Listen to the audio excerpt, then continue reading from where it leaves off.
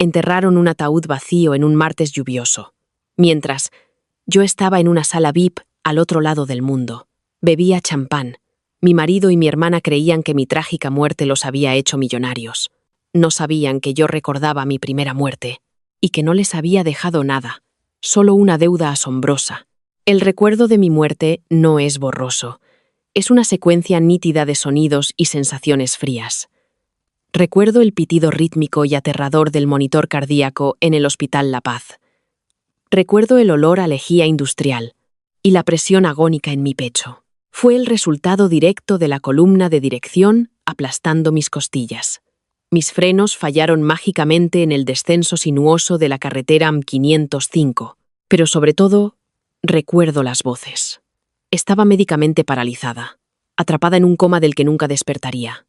Pero mi oído estaba perfectamente intacto. Así fue como escuché a mi marido, Gregorio. Hablaba en susurros apurados a centímetros de mi oído. El abogado dijo que el seguro de vida se cobra en 30 días, murmuró Gregorio. Su voz carecía del afecto cálido que solía fingir también. 40 millones, Sofía. Libres de impuestos. Una voz femenina y suave respondió. Pertenecía a mi hermana pequeña, Sofía. La hermana a la que le pagué la Universidad Complutense. La hermana cuyo alquiler cubría yo. Por fin, susurró Sofía. Sentí la presión repugnante de sus labios contra los de Gregorio. Justo encima de mi cuerpo moribundo y roto. ¿Borraste las grabaciones del garaje? Si la policía te ve cerca de su coche antes de que se fuera, ya no existen. Un trágico accidente, dijo Gregorio con suavidad. Ahora solo tenemos que esperar a que se vaya. Una lágrima se deslizó desde mi ojo cerrado y paralizado. Mi ritmo cardíaco se disparó. El monitor gritó en apuros. Y en lugar de llamar a una enfermera, Gregorio simplemente se estiró y apagó la alarma. Me ahogué en mi propia sangre. Mis últimos momentos fueron consumidos por una rabia ardiente que lo abarcaba todo. Y entonces, desperté. No solo desperté. Jadeé violentamente. Me incorporé de golpe en un enredo de sábanas de algodón egipcio. Estaba empapada en un sudor helado. El olor estéril de la UCI había desaparecido, reemplazado por el aroma familiar a colonia Tom Ford y café recién hecho. Miré mis manos temblorosas. No había vía intravenosa, ni escayola, ni moratones. Una pesadilla, cariño. Me quedé helada. De pie, en la puerta de nuestro dormitorio principal, sostenía una taza de café. Era él. Se veía exactamente como la mañana de mi accidente. Cabello castaño ceniza perfectamente peinado. Mandíbula afilada. Llevaba el albornoz de seda azul marino que le compré por nuestro 3er aniversario. Lo miré fijamente. Mi corazón martilleaba contra mis costillas tan fuerte que pensé que podrían romperse de nuevo. Miré el reloj digital en la mesita de noche. 4 de octubre. 3 semanas. Había despertado exactamente 3 semanas antes del día en que mis frenos fallarían. Había renacido. El universo, en un retorcido acto de justicia poética, había rebobinado el reloj y me había dado una segunda oportunidad. Clara. Gregorio se acercó. Su ceño se frunció con esa expresión de preocupación perfectamente ensayada. Extendió la mano para tocar mi hombro. Cada fibra de mi ser me gritaba. Coge la pesada lámpara de latón y rómpesela en el cráneo. Quería gritar, arañarle la cara, exigirle por qué 40 millones y mi hermana valían mi asesinato. Pero la rabia, que me había quemado en mis últimos momentos, se condensó. Se convirtió en algo glacial y terriblemente tranquilo. Si lo mataba, iría a la cárcel. Si los confrontaba, lo negarían. Me harían luz de gas. Y quizás encontrarían una forma más rápida y segura de acabar con mi vida. No, no solo iba a sobrevivir. Iba a hacer que desearan estar muertos. Solo una pesadilla, me forcé a decir. Logré una sonrisa débil pero convincente. Me apoyé en su caricia, conteniendo las náuseas. Soñé que te perdía. Nunca, murmuró Gregorio, besando mi frente. Estoy aquí mismo. Durante la semana siguiente, interpreté a la perfección el papel de la directora ejecutiva agotada, pero cariñosa. Dirigí mi empresa de logística, Nexus Freight, con la misma eficiencia implacable, la misma que la había convertido en líder del sector. Para el mundo exterior, yo era Clara Rivas, la titán de 32 años, hecha a sí misma. Para mi familia, yo era la fuente de ingresos fiable. Cada domingo teníamos cena familiar. Ese fin de semana, mi madre, Beatriz, se sentó a la cabeza de la mesa. En mi ático de 6 millones en el barrio de Salamanca, Sofía se sentó frente a mí. Su tobillo descansaba discretamente sobre la pierna de Gregorio bajo la mesa. Solo me di cuenta, porque esta vez sabía dónde mirar. «Deberías tomarte un tiempo libre, Clara», dijo Sofía. Su voz goteaba falsa preocupación. Sus grandes ojos me miraban parpadeando. «Pareces muy estresada últimamente». Gregorio me decía lo preocupado que está. «Porque conduzcas tarde por la noche desde la oficina». Ahí está, pensé. Tomé un sorbo lento de agua. Estaban plantando la semilla, la narrativa de la esposa agotada y con exceso de trabajo, que comete un trágico error al volante. «Quizás tengas razón, Sofía», sonreí, cálida y sumisa. De hecho, he estado pensando en poner mis asuntos en orden. Redactar un nuevo testamento, actualizar las pólizas de seguro de vida, solo para estar segura. Ya sabes lo peligrosas que pueden ser las carreteras. Los ojos de Gregorio brillaron con una chispa breve y codiciosa. La enmascaró con un profundo suspiro. «No hables así, Clara. Es morboso». «Solo soy práctica, cariño», dije. Extendí la mano para apretar la suya. Su piel se sentía como la de una serpiente. «Quiero asegurarme de que tú y Sofía estéis cuidados. Pase lo que pase». La mirada que intercambiaron, un vistazo fugaz y triunfante, fue toda la confirmación que necesitaba. La ejecución estaba fijada para el 25 de octubre. Iban a matarme. Pero para el 25 de octubre, Clara Rivas ya sería un fantasma. No puedes simplemente desaparecer en el siglo XXI. Los pasaportes se escanean. Las cámaras de reconocimiento facial rastrean los aeropuertos. Y las huellas financieras son imposibles de borrar. A menos, claro, que tengas suficiente dinero para comprar una goma de borrar. Mi primera parada fue un hombre llamado Arturo Puig. Lo había conocido años atrás, en una gala privada en Ginebra. Arturo no era un gestor de patrimonio tradicional. Era un solucionador de problemas para individuos de alto poder adquisitivo. Personas que necesitaban proteger discretamente sus activos de divorcios o gobiernos. Volé a Zúrich con el pretexto de asistir a una conferencia tecnológica. Sentada en una sala insonorizada con paneles de caoba, le deslicé un dossier a Arturo. «Necesito que liquides todo», dije, con voz firme. «Cada acción, cada bono. El capital total de Nexus Freight. Quiero que se canalice a través de empresas fantasma en Belice y las Islas Caimán, y finalmente se deposite en un fideicomiso privado en Ginebra, que no pueda vincularse al nombre de Clara Rivas». Arturo levantó una ceja plateada, hojeando los documentos. «Estos son casi 60 millones de euros en activos, Clara. Liquidar una empresa tan rápido, sin alertar a la Junta o a tu marido, requerirá un apalancamiento masivo y silencioso. Tendremos que solicitar préstamos exorbitantes contra tus posesiones actuales. Pedir prestado contra tu propio dinero. Hazlo», le ordené. «Saca líneas de crédito máximas contra el ático, la propiedad de Sotogrande y las cuentas corporativas. El nombre de Gregorio está en las cuentas conjuntas, lo que significa que es legalmente corresponsable de cualquier deuda matrimonial adquirida». Los labios de Arturo se torcieron en una sonrisa. «Te llevas el dinero. Pero dejas la deuda vinculada al patrimonio». «Exacto. Cuando yo no esté, el patrimonio no tendrá activos para pagarla. Los bancos irán a por mi marido o a por el resto. Estará enganchado por millones.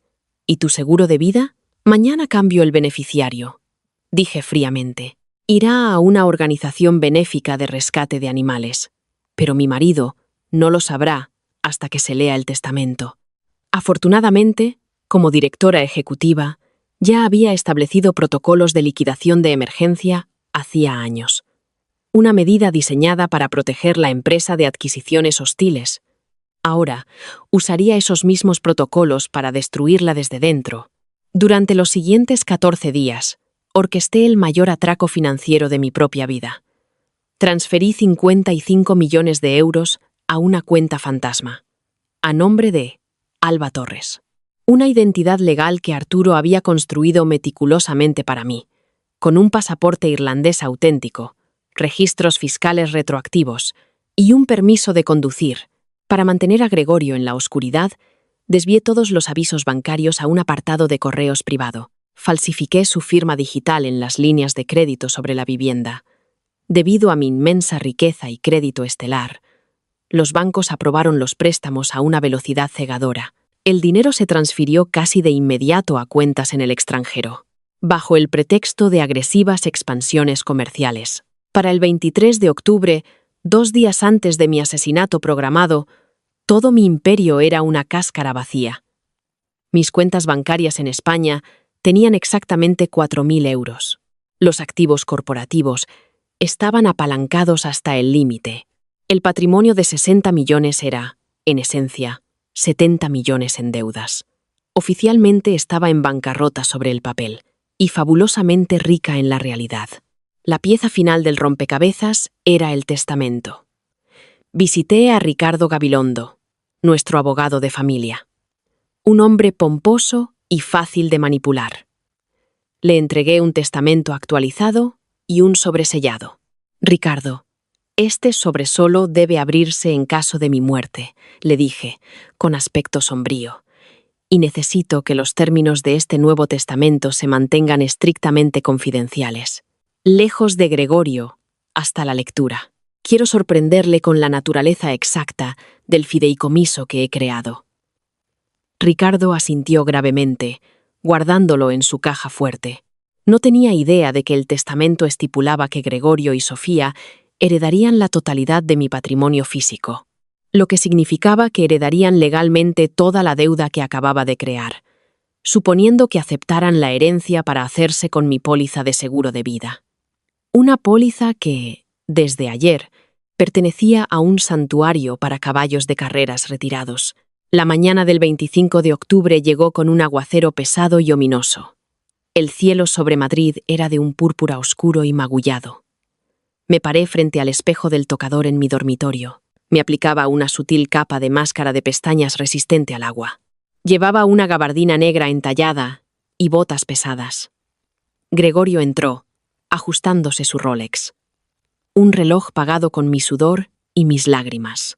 ¿Vas a la instalación de la sierra hoy?, preguntó. Intentaba sonar casual, pero pude ver un ligero temblor en sus manos. Estaba nervioso. Probablemente había manipulado mi coche la noche anterior. Sí, dije, volviéndome hacia él con una sonrisa suave y melancólica. Me acerqué y le ajusté la corbata. Tomaré la ruta del AM505. Es más rápido, incluso con lluvia. Debería volver esta noche. Conduce con cuidado, Clara, susurró, atrayéndome hacia un abrazo. Apoyé mi barbilla en su hombro. Mis ojos muertos y huecos miraban la pared del dormitorio. Siempre lo hago. Te quiero, Gregorio. Yo también te quiero. Bajé al garaje subterráneo. Mi elegante Mercedes negro me esperaba. No me senté en el asiento del conductor. En su lugar, abrí el maletero. Saqué la pesada bolsa de lona que había escondido allí días atrás.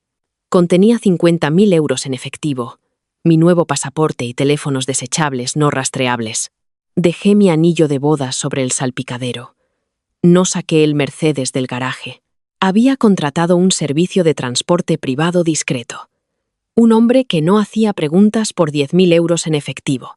Me esperaba a 2 manzanas en un sedán anónimo. Pero el Mercedes tenía que ser destruido. Había contratado a un mecánico especializado, alguien de los contactos de Arturo. Sus instrucciones eran simples: conducirlo hasta las curvas sinuosas de la AM505, salir, colocar un ladrillo en el acelerador y enviarlo a toda velocidad por el desnivel de 60 metros hacia el río. El coche estaba preparado para incendiarse con el impacto.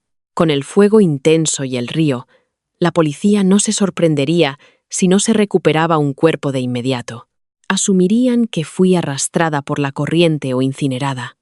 Mientras el sedán me llevaba hacia el aeropuerto de Barajas, donde un jet privado me esperaba para volar a Alba Torres al Caribe, mi teléfono sonó. Era una transmisión en vivo. Había hackeado la cámara del salpicadero de mi Mercedes. Observé en la pequeña pantalla cómo el mecánico alineaba el coche con la barandilla rota de la carretera. Salió. El coche aceleró. Se lanzó hacia el abismo. La cámara dio vueltas violentamente. Una imagen caótica de cielo gris y rocas irregulares. Antes de que la pantalla se volviera completamente negra con un crujido ensordecedor, Clara Rivas estaba muerta. Me recliné en el asiento de cuero del sedán. Cerré los ojos mientras un largo y profundo aliento salía de mis pulmones. Por primera vez en mi vida, me sentí completa, peligrosamente libre. Ahora, el verdadero espectáculo estaba a punto de comenzar. Solo necesitaba un asiento en primera fila para su destrucción. La costa de Amalfi a finales de octubre es una obra maestra. Aguas de zafiro y acantilados pálidos. Desde la terraza de mi villa alquilada en Positano, bajo la identidad de Alba Torres, tenía una vista impresionante del Mediterráneo, pero la única pantalla que me importaba era el portátil encriptado sobre mi mesa. Antes de mi muerte, había instalado discretamente microcámaras de última generación, en 2 lugares clave, la oficina de Ricardo Gabilondo y el salón de mi ático en Madrid. A través del audio nítido, escuchaba la lluvia golpear las vidrieras de la iglesia en Madrid. Era un funeral a ataúd cerrado. Naturalmente. La policía había encontrado los restos carbonizados de mi Mercedes en el fondo del río. Exactamente como estaba planeado. Vi la transmisión en vivo del funeral con una copa de champán en la mano. Gregorio pronunció un panegírico digno de un Oscar. Lloró, agarrándose al podio. Hablando de mi generosidad sin límites y de cómo un cruel giro del destino me había arrebatado demasiado pronto. Sentada en primera fila, con mis gafas de sol Chanel y un pañuelo en sus ojos secos, estaba mi hermana, Sofía. Para los no iniciados, eran un viudo afligido y una hermana destrozada. Para mí, eran 2 buitres esperando que la carne se ablandara. 3 días después, comenzó el verdadero entretenimiento. La cámara en la oficina de Ricardo Gabilondo cobró vida en mi pantalla. Gregorio y Sofía estaban sentados uno al lado del otro. Gregorio prácticamente vibraba de anticipación apenas disimulada, mientras Sofía fingía un silencio sombrío y respetuoso. Sé que es un momento difícil, dijo Ricardo ajustándose las gafas, pero Clara era una mujer pragmática. Quería que su patrimonio se resolviera rápidamente. Lo entendemos, Ricardo, dijo Gregorio en voz baja. Puso una mano reconfortante sobre la de Sofía. Solo queremos honrar sus últimos deseos. Veamos cuánto querrás honrarlos en unos 5 minutos, pensé. Tomé un sorbo de mi espresso. Clara actualizó su testamento poco antes de su trágico accidente. Ricardo explicó, rompiendo el sello de un sobregrueso. Estipuló que todo su patrimonio, las propiedades físicas, los activos líquidos y las acciones de control de Nexus Freight se dividirán a partes iguales entre ustedes 2.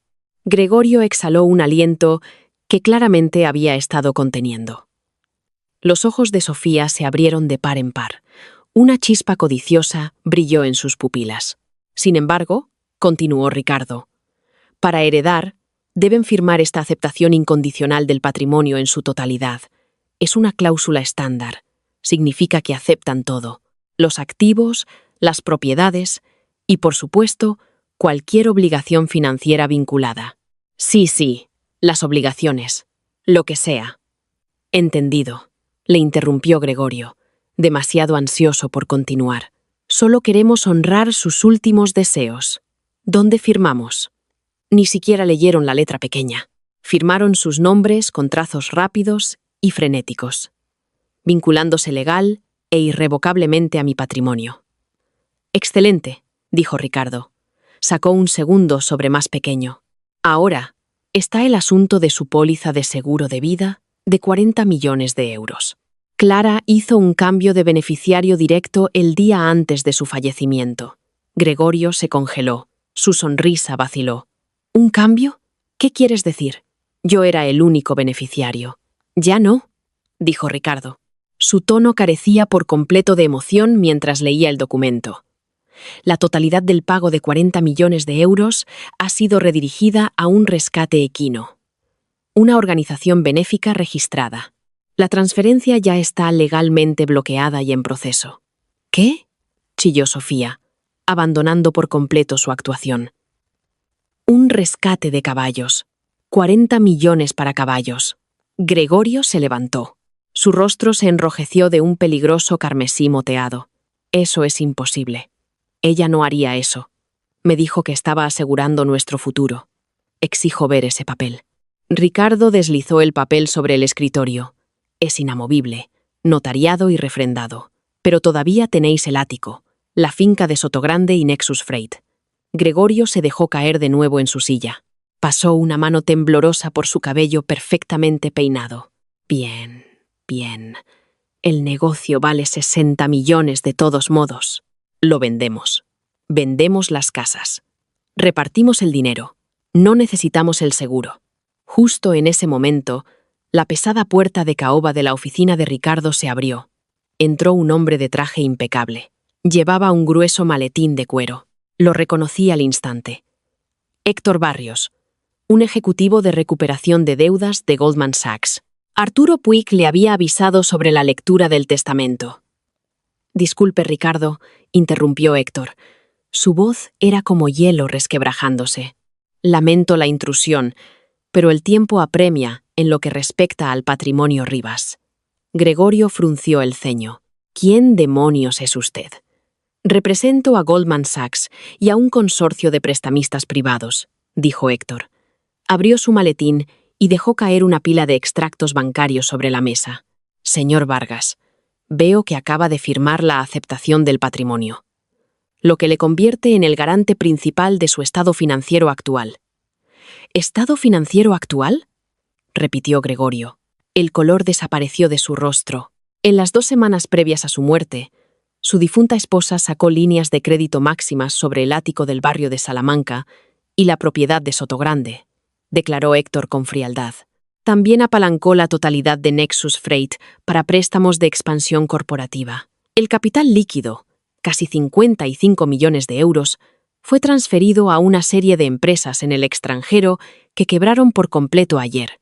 El silencio en la sala era absoluto. Me acerqué a mi pantalla. Saboreaba cada píxel de la expresión horrorizada de Gregorio. «Quebraron», susurró Sofía. «Sí», respondió Héctor. «El patrimonio está completamente vaciado. De hecho, debido a los préstamos agresivos contra activos que se han depreciado, el patrimonio de Clara Rivas tiene actualmente 72 millones de euros en deudas.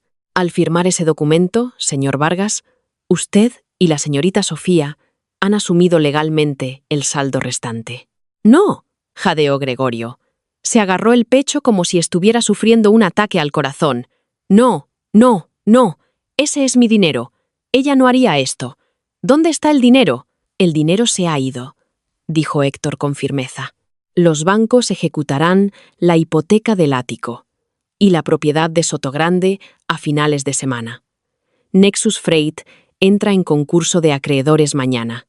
Y como usted confirmó las líneas de crédito matrimoniales, señor Vargas, los bancos embargarán sus cuentas personales para cubrir el déficit». «¿Nos has metido en una deuda de 70 millones?» gritó Sofía. Se volvió contra Gregorio como un perro rabioso. «No lo sabía», rugió Gregorio. Golpeó la mesa con los puños. «Me tendió una trampa. Ella lo sabía». «Dijiste que esto era infalible», gritó Sofía, abofeteándolo. «Dijiste que seríamos ricos. La mataste para nada». La mandíbula de Ricardo Gabilondo cayó. Héctor Barrios metió lentamente la mano en el bolsillo y sacó su teléfono. Sonreí. Cerré mi portátil. La trampa no solo se había cerrado de golpe, les había destrozado los huesos. Las consecuencias fueron espectaculares. Una clase magistral de destrucción mutua asegurada. Sin mi dinero para mantener su estilo de vida, el mundo de Gregorio se derrumbó en cuestión de días. Los bancos actuaron con una eficiencia despiadada. Embargaron el ático, congelaron sus cuentas bancarias y recuperaron su Porsche. Fue desahuciado con nada más que 2 maletas de ropa de diseño. Ropa que ya no podía permitirse limpiar en seco. Pero la ruina financiera fue solo el aperitivo. El plato principal fue la investigación criminal. El arrebato histérico de Sofía en la oficina del abogado. «La mataste para nada». no había pasado desapercibido. La policía inició una investigación de homicidio a gran escala. Como había vaciado las cuentas justo antes de mi muerte, la policía no sospechó que la hubiera fingido. Sospecharon que Gregorio había malversado los fondos antes de asesinarme para cobrar el seguro de vida. Después de todo, él había falsificado mi firma en documentos en el pasado, un hecho del que me aseguré de dejar un rastro de papel, para que Arturo se lo filtrara accidentalmente a las autoridades. A través de la cámara oculta que había dejado en el ático, vi su última interacción. Sofía estaba haciendo las maletas frenéticamente. «Voy a testificar para el Estado, Gregorio», sollozó. Metía jerseys de cachemira en una bolsa. «Le voy a contar todo al fiscal. Que manipulaste sus frenos, que lo planeaste todo. Si tú caes, te llevo conmigo», gruñó Gregorio. La agarró del brazo. «Me ayudaste a borrar las grabaciones de seguridad del garaje. Eres cómplice de asesinato». «Conseguiré un acuerdo», escupió ella, soltándose. «Vas a pasar toda la vida en la cárcel. Perdedor patético y arruinado». Se devoraron el uno al otro. Sofía fue a la policía.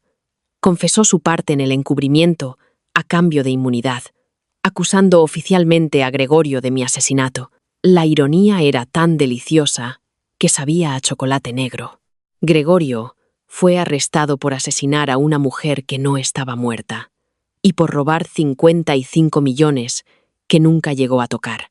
Gregorio intentó gritar a quien quisiera escuchar que yo seguía viva, que lo había incriminado, que había fingido mi propia muerte, pero sonaba como un lunático. Había un coche quemado en el fondo de un río, una confesión de su amante y un enorme agujero financiero.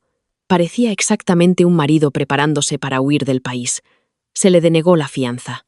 Con sus activos congelados, no podía permitirse un abogado de primer nivel. Se le asignó un abogado de oficio que le aconsejó aceptar un acuerdo: 25 años a cadena perpetua. 6 meses después, yo estaba en un yate privado anclado frente a la costa. El cálido sol besaba mi piel. Era Alba Torres, una inversora rica y excéntrica que había hecho una fortuna en startups tecnológicas anónimas. Mi vida era pacífica, libre y completamente mía. Me quedaba un último asunto por concluir. Compré una postal barata en un kiosco de Mónaco. Mostraba una impresionante vista del océano iluminado por el sol. Le di la vuelta y saqué una pluma estilográfica negra. No escribí una confesión. No me regodeé. Lo mantuve simple. Escribí con mi caligrafía distintiva. La caligrafía con la que me veía firmar cheques de 1 millón de euros. El tiempo aquí es precioso. Asegúrate de revisar tus frenos la próxima vez. C. Puse un sello y la envié al Centro Penitenciario de Soto del Real, dirigida al recluso número 80 y 9421. Gregorio Vargas. Él lo sabría. En el momento en que viera esa caligrafía, sabría que le había ganado la partida. Sabría que estaba viva, disfrutando de millones mientras él se pudría en una celda de hormigón, por un asesinato que no logró cometer. Y la parte más agonizante de todo, nunca, jamás, podría probarlo. Tiré la pluma sobre la cubierta de caoba. Cogí mi copa de champán y brindé por el horizonte vacío. La muerte, en verdad, es un hermoso comienzo. La segunda historia. Morí como un marginado social, arruinado por intentar hacer lo correcto. Ahora, mirando el reloj del salón de exámenes, estoy de vuelta. La chica de oro del instituto está a punto de manipular el tiempo. En mi vida anterior, la detuve y pagué el precio. Esta vez, voy a verla arder. El olor asfixiante a cera barata, a grafito y a sudor nervioso me golpeó con fuerza. Jadeé. Mis pulmones se expandieron como si acabara de salir a la superficie de un océano helado. Mis manos se aferraron a los bordes de un pupitre de madera lleno de cicatrices. Parpadeé, y las formas borrosas frente a mí se convirtieron en la temida realidad del gimnasio del Instituto Ramiro de Maeztu. Era el 14 de mayo. El día de las pruebas de acceso a la universidad. Me miré las manos. No eran las manos callosas y temblorosas de un fracasado de 25 años que había pasado los últimos 7 años en turnos de noche en un almacén. Eran suaves, jóvenes. Me toqué la cara. Sentí la ausencia de la cicatriz que tenía en la mandíbula, la que me hizo Marcos Castillo cuando me empujó por unas escaleras por hacer llorar a su novia. El corazón me martilleaba las costillas como un pájaro atrapado. Estaba de vuelta. Era imposible. Desafiaba todas las leyes de la física, pero el tic-tac rítmico del gigantesco reloj analógico al frente de la sala lo confirmaba. Levanté la vista. Allí estaba ella, Laura Pérez. Estaba de pie cerca de la parte delantera de la sala. Parecía una adolescente sacada de la portada de una revista. Pelo rubio ceniza caía perfectamente sobre sus hombros. Llevaba una falda plisada y una blusa perfectamente planchada. Era la reina indiscutible del Ramiro de Maeztu, la favorita del director, y una chica que poseía una aterradora habilidad para usar su belleza como un arma. En mi vida anterior, la vi arrastrar una silla plegable justo debajo del reloj principal de la pared. La vi estirar el brazo, abrir la cubierta de plástico y retrasar físicamente el minutero 25 minutos. Lo hizo para que ella y su pandilla de élite, Marcos y otros niños ricos que se abrían paso en la vida a base de dinero, tuvieran media hora extra para la agotadora sección de lectura y escritura antes de que comenzara la prueba de audio automatizada. En esa vida pasada, mi brújula moral se impuso a mi instinto de supervivencia. Me levanté. Le grité que parara. El recuerdo de lo que siguió me ardía en la mente como ácido. Laura no entró en pánico. Simplemente bajó, se arrodilló y empezó a hiperventilar, soltando lágrimas reales y brillantes. Para cuando el señor García, nuestro vigilante anciano y casi ciego, entró en la sala, Marcos ya estaba gritando que yo la estaba acosando. El padre de Marcos era el mayor donante del distrito escolar. Mi madre era una simple camarera. La matemática era sencilla. Me sacaron a rastras del salón. Me descalificaron por comportamiento agresivo. Me expulsaron 3 días después. Mi madre trabajó hasta la extenuación para pagar un abogado que luchara contra aquello. Al final, sufrió un derrame cerebral por el estrés. Mi vida se desmoronó por completo, cayendo en una existencia miserable que terminó conmigo saliendo a una calle nevada y viendo los faros cegadores de un camión de reparto. Pero ahora, el universo había pulsado el botón de reinicio. Comprobé el reloj digital Casio negro que llevaba en la muñeca izquierda. Eran exactamente las 8:42 a.m. Al frente, Marcos estaba apoyado en la puerta, vigilando. Laura arrastraba la silla metálica plegable hacia la pared. «Oye, Adrián», susurró una voz baja a mi derecha. Era Leo, un chico tranquilo y brillante que siempre había mantenido un perfil bajo. «¿Qué está haciendo?» Me volví hacia Leo, forzando a mi corazón desbocado a calmarse. Cavando su propia tumba, susurré de vuelta. «Comprueba tu reloj, Leo. No mires el reloj de la pared hoy. Confía en mí». Leo frunció el ceño. Se dio unos golpecitos en su propio reloj de pulsera digital, pero asintió lentamente. Me recliné en mi silla, cruzando los brazos. No hice ni un solo ruido. No me levanté, solo observé. Laura se subió a la silla. Sus dedos perfectamente cuidados abrieron la tapa de plástico del reloj.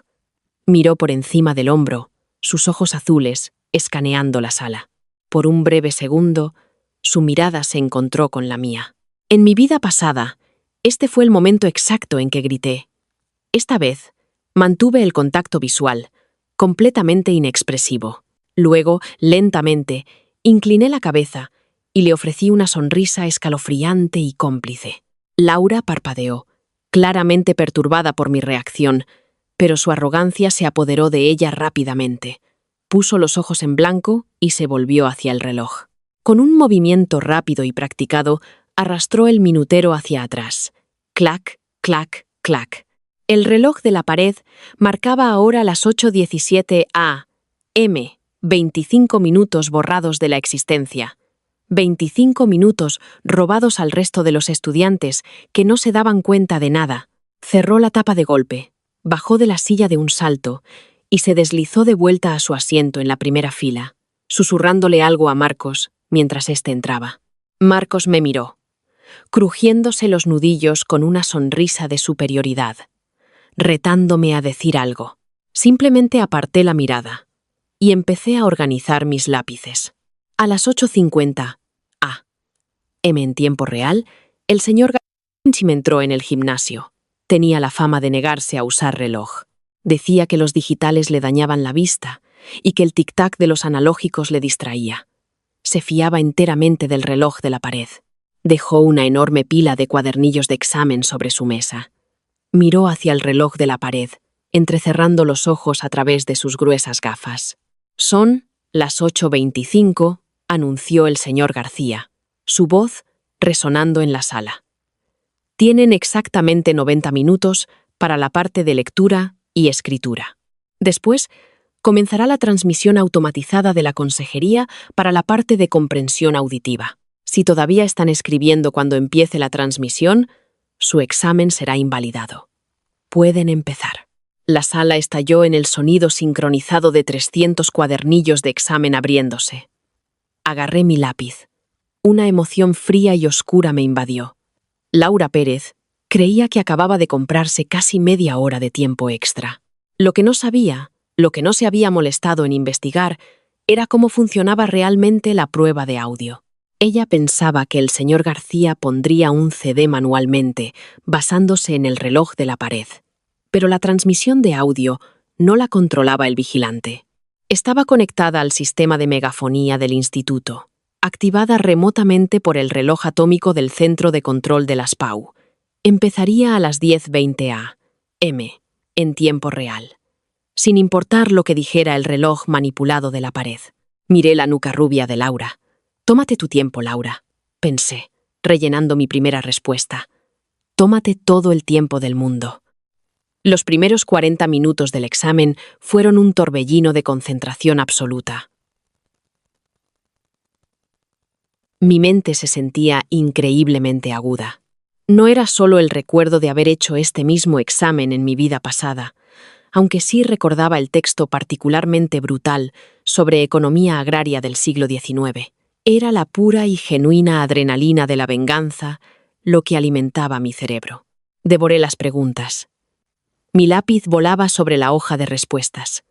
Cada vez que rellenaba un círculo, sentía que estaba clavando un clavo en el futuro de Marcos y Laura. A las 9:30 a.m. En tiempo real, hice una pausa para estirar el cuello. Miré mi Casio. El reloj de la pared marcaba alegremente las 9:05 a.m. Miré a Laura. Era la imagen de la confianza relajada. Estaba jugueteando con un mechón de su pelo rubio, mirando al techo como si esperara que le llegara la inspiración. Apenas había pasado a la tercera página de su cuadernillo. A su lado, Marcos estaba directamente dibujando en su hoja de borrador. De vez en cuando se reclinaba para estirar sus enormes hombros de atleta. Pensaban que les quedaba más de una hora. En realidad, les quedaban exactamente 50 minutos, hasta que la radio de la consejería sonara por los altavoces. Miré alrededor. El pánico empezó a asomar en mi conciencia. Los otros estudiantes, los inocentes que no estaban en el plan de Laura, se estaban dosificando según el reloj manipulado. Si dejaba que esto continuara, muchos chicos inocentes verían sus notas arruinadas cuando la prueba de audio empezara antes de tiempo. Tenía que intervenir, pero sutilmente. Me incliné hacia Leo. «Oye», siseé en voz baja, fingiendo que se me caía la goma de borrar. «Pásalo. El reloj de la pared está roto. Lleva 25 minutos de retraso. Mirad vuestros relojes y daos prisa». Los ojos de Leo se abrieron como platos. Inmediatamente miró su muñeca, y su rostro palideció. Asintió bruscamente, concentrándose en su examen con un frenesí renovado. Vi cómo le daba un codazo discreto a la chica de al lado, susurrándole la advertencia. Como una ola silenciosa, la revelación se extendió por mi sección de la sala. Las cabezas se giraron hacia las muñecas. Las posturas cambiaron de relajadas a alarmadas. Los lápices empezaron a garabatear furiosamente. El señor García, y bendita sea su ignorancia, estaba sentado en su mesa, absorto en una novela, sin percatarse en absoluto del repentino cambio de energía en la sala. Terminé mi sección de lectura a las 9:50 y 5 a.m. en tiempo real. Cerré mi cuadernillo con un suave golpe, atrayendo algunas miradas. Laura se giró en su asiento. Miró mi cuadernillo cerrado, luego mi cara. Sus labios se curvaron en una mueca desagradable y condescendiente.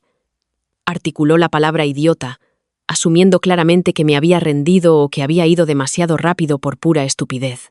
Luego, miró deliberadamente el reloj manipulado, que marcaba las 9:30 a.m., y tomó un sorbo lento y teatral de su botella de agua, alardeando del lujo de tiempo que había robado. No aparté la mirada. Simplemente sonreí. Una sonrisa lenta y terriblemente tranquila que no llegaba a mis ojos. Su mueca vaciló por una fracción de segundo. Se dio la vuelta, con los hombros ligeramente rígidos. La cuenta atrás comenzó en mi cabeza. 10 a.m. en tiempo real. Reloj de pared. 9:30 y 5 a.m. La tensión en mi pecho era tan fuerte que parecía un resorte comprimido. Marcos por fin estaba empezando a trabajar en los textos largos, subrayando palabras lentamente, mordiendo el extremo de su lápiz. Aspiraba a una beca deportiva en una universidad de prestigio. Y necesitaba una nota perfecta en lengua para compensar sus pésimas notas en matemáticas. 10 a.m. en tiempo real. Reloj de pared, 9:40 y 5 a.m. Laura estaba rellenando meticulosamente sus respuestas, mirándose las uñas entre secciones. Iba por la página 5 de un cuadernillo de 12. Estaba sentenciada. 10:15 a.m. en tiempo real. Reloj de pared, 9:50 a.m. El señor García se aclaró la garganta. Miró el reloj manipulado. Les quedan exactamente 5 minutos para la sección de lectura, anunció en el silencio. Dosifiquen su tiempo. Un gemido colectivo y silencioso recorrió a los estudiantes que no habían recibido mi advertencia. Sentí una punzada de culpa, pero la reprimí. Esto era una guerra, y los daños colaterales eran inevitables. No podía salvar a todos, sin exponerme y arruinar la trampa. 10:18 a.m. en tiempo real. Quedan 2 minutos. Mis manos temblaban de anticipación. Crucé los brazos sobre mi mesa y apoyé la barbilla en ellos. Mis ojos se fijaron en el gran altavoz negro de la megafonía montado sobre las gradas. 10:19 a.m. en tiempo real. Laura se inclinó para susurrarle algo a Marcos. Ambos se rieron en silencio.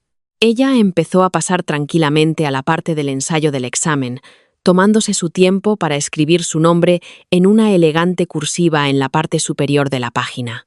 10:19 y 45 segundos. Vi los segundos digitales pasar en mi Casio. El señor García pasó una página de su novela. Un estallido electrónico, fuerte y penetrante, resonó en el gimnasio, silenciando al instante el rasgueo de los lápices. Le siguió una fuerte explosión de estática de los altavoces de la megafonía. Laura dio un respingo en su asiento, dejando caer el lápiz. Marcos levantó la vista, confundido. El señor García prácticamente saltó de su silla. Su novela cayó al suelo. Miró fijamente los altavoces y luego giró la cabeza bruscamente hacia el reloj de la pared. El reloj marcaba las 9:55 a.m. La estática desapareció, reemplazada por la voz nítida y potente del coordinador de pruebas de la consejería. Buenos días, estudiantes. Son exactamente las 10:20 a.m. Esto marca el final de la parte de lectura y escritura del examen de acceso a la universidad. Por favor, dejen sus lápices inmediatamente y cierren sus cuadernillos. El gimnasio entero se congeló. El silencio era tan profundo que se podía oír caer un alfiler. Cualquier estudiante que sea sorprendido, trabajando en la sección anterior durante esta transmisión, tendrá sus resultados inmediatamente invalidados. Continuó la voz potente, sin piedad alguna. Comenzaremos ahora la sección de comprensión auditiva. Por favor, abran sus cuadernillos por la sección 3. Observé a Laura Pérez. El color desapareció de su rostro tan rápido que parecía un cadáver. Miró fijamente el reloj de la pared, que obstinadamente marcaba las 9:55 a.m., y luego al altavoz. Su boca quedó abierta. Marcos estaba congelado, su lápiz suspendido sobre un ensayo a medio terminar. «Señor García», chilló Laura, su compostura perfectamente cuidada haciéndose añicos. Su voz se quebró, resonando salvajemente en el gimnasio. El reloj de la pared dice que nos quedan 25 minutos. Apáguelo. Apague la radio. El señor García balbuceaba, buscando frenéticamente en la caja de control de su mesa, pero no había botones. Era un circuito cerrado. Pregunta 1, la voz automatizada resonó implacablemente. Escuchen el siguiente diálogo y seleccionen la respuesta más apropiada.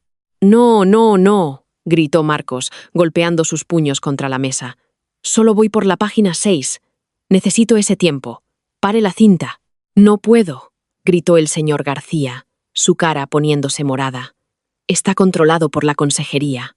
Dejen los lápices, los dos. Si tocan esa sección de lectura, tengo que anular su examen». Laura se volvió para mirarme.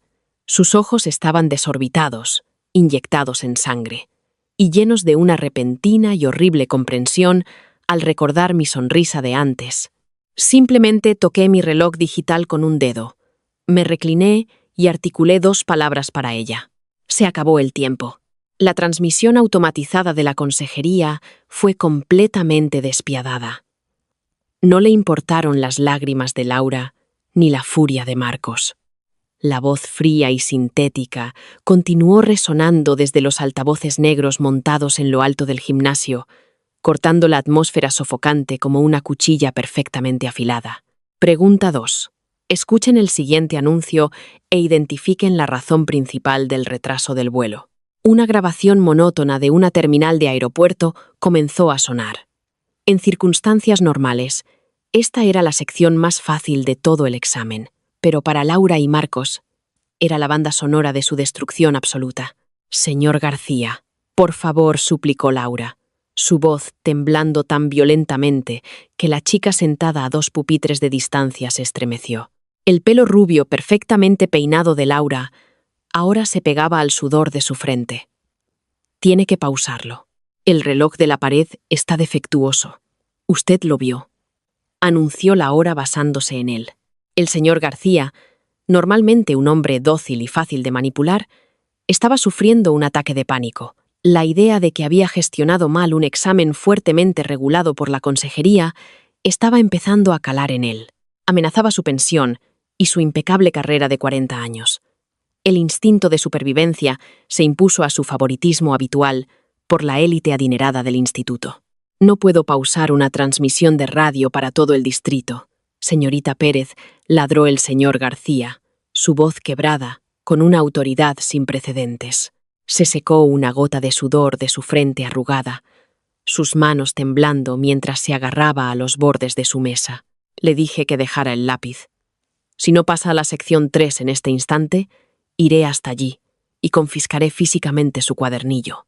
Marcos, cuyo futuro atlético universitario dependía de este examen, perdió los estribos por completo. Golpeó sus enormes puños contra su pupitre. La madera barata crujió bajo el impacto, el sonido resonando bruscamente sobre el zumbido del anuncio del aeropuerto. «Esto está totalmente amañado», rugió Marcos, su cara enrojeciendo peligrosamente. Señaló con un dedo grueso el inocente reloj de la pared. «Esa basura dice que nos quedan 20 minutos. Usted nos dijo que teníamos 30 hace un segundo. No puede cambiar las reglas». «Yo no he cambiado las reglas, señor Castillo», gritó de vuelta el señor García, saliendo de detrás de su mesa, con su frágil pecho agitándose. «La consejería controla la prueba de audio. Ahora abra su cuadernillo por la sección 3, o abandone este gimnasio inmediatamente». Me senté completamente quieto, mi lápiz descansando ligeramente entre mis dedos. Rellené la respuesta para la pregunta 2. C. Fallo mecánico. Era casi poético. Laura, desesperada e hiperventilando, cometió un error de juicio catastrófico. Creyendo que podía burlar al sistema como siempre hacía, Deslizó astutamente su mano izquierda bajo su cuadernillo de examen mientras fingía mirar la sección 3. Intentó usar su pulgar para volver cuidadosamente a la parte del ensayo incompleto de la sección 2. Pensó que el señor García estaba demasiado distraído con Marcos para darse cuenta. Se equivocaba. Señorita Pérez. La voz del señor García fue de repente un chillido de terror absoluto. Se abalanzó hacia adelante, moviéndose con una velocidad que no sabía que el anciano vigilante poseía. ¿Qué está haciendo? ¿Está volviendo las páginas? No, no lo estoy haciendo, chilló Laura, apartando la mano como si el papel se hubiera incendiado, pero el daño ya estaba hecho. El pesado cuadernillo, mal equilibrado en el borde de su pupitre, se deslizó y cayó al suelo pulido del gimnasio con un fuerte golpe. Aterrizó completamente abierto, mostrando la página 8. La sección de lectura y escritura. Toda la sala guardó un silencio sepulcral, salvo por la voz automatizada que leía la pregunta 3. Cada estudiante en las primeras filas miraba fijamente el cuadernillo caído. La prueba innegable de deshonestidad académica. Yacía allí mismo, sobre la acera del suelo. «Está haciendo trampas», susurró el señor García. Su rostro perdió todo el color. La penalización para un vigilante que no informaba de trampas activas era el despido inmediato. «Está intentando trabajar en una sección cerrada». Solo estaba mirando, sollozó ella. Hundió la cara entre las manos. Sus hombros se sacudían con sollozos teatrales y exagerados. En mi vida pasada, esta fue la actuación exacta que la salvó, y que me condenó a mí, el papel de víctima. Pero esta vez, no había un marginado agresivo a quien culpar. Solo existía la fría y dura realidad de las reglas de la consejería. Antes de que el señor García pudiera emitir una descalificación formal, las pesadas puertas dobles del fondo del gimnasio se abrieron con un crujido dramático. Unos pasos resonaron bruscamente contra el suelo de madera. No necesité darme la vuelta para saber quién era. La anomalía en el horario del Instituto Ramiro de Maeztu había activado una alerta automática en el centro de control de las PAU. Cuando los servidores internos de un centro no se sincronizan con la hora de inicio de la transmisión, envían a un supervisor. El director Alonso, un hombre alto y calvo que siempre parecía estresado, entró a paso ligero. A su lado había una mujer con un elegante traje de pantalón azul marino que sostenía una tableta digital. Su placa de identificación decía señora Morales, observadora de la consejería. Señor García, siseó el director Alonso, manteniendo la voz baja para no interrumpir la transmisión, aunque la tensión ya era asfixiante. ¿Por qué me acaba de llamar la consejería diciendo que el reloj de su gimnasio está desincronizado por casi media hora? El señor García parecía a punto de desmayarse. Señor, yo... no lo sé.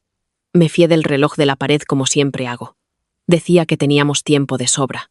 La señora Morales dio un paso adelante, sus ojos escaneando la sala como un halcón buscando una presa. Miró el reloj de la pared, luego su tableta, que mostraba la hora atómica. Ese reloj ha sido manipulado manualmente, declaró la señora Morales en voz alta, su voz desprovista de cualquier calidez. La carcasa de plástico está completamente suelta por abajo. Alguien movió las manecillas físicamente hacia atrás. La temperatura en la sala se desplomó. Los sollozos de Laura cesaron abruptamente. Se quedó helada, con las manos aún cubriéndole la cara, dándose cuenta de que la situación había pasado de un simple malentendido a un fraude en un examen oficial. Marcos se dejó caer en su silla. Su actitud agresiva se evaporó en puro y absoluto pavor.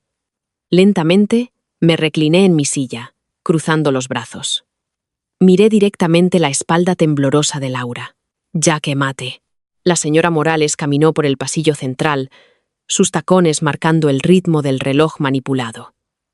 Se detuvo justo delante de la pared, mirando la esfera de plástico. «La seguridad de los exámenes es una normativa estatal», anunció la señora Morales al gimnasio en silencio. Se giró para mirar a los estudiantes. Su mirada se posó en la primera fila. Manipular el entorno de un examen es un delito penal, que resulta en la expulsión inmediata y una prohibición permanente de todas las universidades afiliadas a la comunidad. ¿Quién hizo esto? Nadie respiraba. Leo, a mi lado, agarraba su lápiz con tanta fuerza que sus nudillos estaban completamente blancos. Laura bajó lentamente las manos. Sus ojos se movían frenéticamente por la sala, buscando una vía de escape, un chivo expiatorio, cualquier cosa. Su mirada se fijó en la mía. Sus ojos azules se entrecerraron, una mezcla tóxica de desesperación y veneno arremolinándose en ellos. «Fue él», dijo Laura, con la voz temblorosa, apuntando con un dedo directamente a mi cara. Todo el gimnasio se giró para mirarme. El director Alonso frunció el ceño, reconociéndome como el chico tranquilo que se mantenía en la sombra. «Adrián nos odia», mintió Laura sin problemas, las lágrimas brotando de nuevo en sus ojos con una velocidad aterradora. «Siempre ha estado celoso de Marcos y de mí. Estaba aquí temprano esta mañana. Lo vi de pie cerca del reloj, antes de que llegara nadie más. Lo hizo para sabotear nuestras notas de lectura. Marcos, dándose cuenta de que esta era su única salvación, se sumó al instante. Sí, yo también lo vi. Es un psicópata, director Alonso. Nos ha estado mirando mal toda la mañana. Arrastró esa silla y manipuló el reloj para que suspendiéramos. Un murmullo recorrió las gradas. En mi vida pasada, esta mentira habría funcionado. El director habría creído a los hijos de los donantes ricos por encima del pobre hijo de una camarera, me habrían sacado a rastras y mi vida habría terminado exactamente de la misma manera.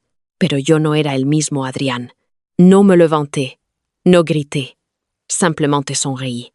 Esa es una acusación muy seria, Laura, dije, mi voz inquietantemente tranquila, llegando fácilmente a través del gimnasio silencioso. ¿Estás absolutamente segura de que me viste tocar ese reloj? Sí, gritó, mirando a la señora Morales. Lo hizo él. Deténgalo, o descalifíquelo, o lo que sea que tenga que hacer. Fascinante, repliqué, golpeando deliberadamente la esfera de mi reloj, Casio. Porque si yo manipulé el reloj para daros menos tiempo, ¿por qué terminé mi propia sección de lectura 25 minutos antes? ¿Y por qué advertí a todo el lado izquierdo de la sala que comprobaran sus relojes de pulsera exactamente a las 9:30? El director Alonso parpadeó, volviéndose hacia Leo. ¿Es eso cierto? Leo tragó saliva, pero asintió con firmeza. Sí, señor. Adrián nos dijo que el reloj de la pared estaba roto hace una hora. Dijo que siguiéramos nuestros propios relojes. Una docena de otros estudiantes en mi sección murmuraron su acuerdo, asintiendo al director. El rostro de Laura palideció. Él solo intentaba cubrir sus huellas, tartamudeó, retrocediendo. Cubrir mis huellas implicaría que dejé alguna, dije, finalmente levantándome de mi pupitre.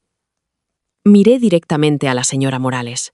Señora, si inspecciona la cubierta de plástico de ese reloj, encontrará que está cubierta de una capa muy fina de polvo industrial de las renovaciones del techo de la semana pasada. Pero, más importante aún, apunté hacia el techo abovedado, específicamente hacia una pequeña rejilla de ventilación oscura situada directamente sobre las puertas de entrada.